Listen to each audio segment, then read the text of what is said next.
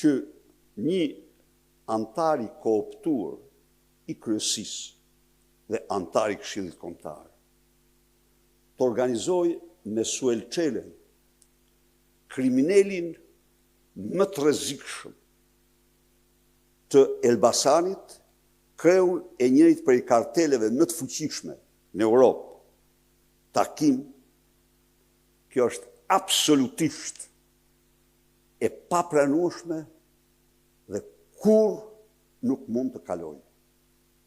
Në këtë kontekst, ai që nërmerr një veprim të tillë, ai të i kalon vinë kuqe dhe ai është përgjegjës për vetën e tij. Nuk mund të pranoj kur edhe njëherë. Asnjë formë bashkëpunimi me asnjë nga kartelët e drogës, as me organizatat kriminale. Për sa i përket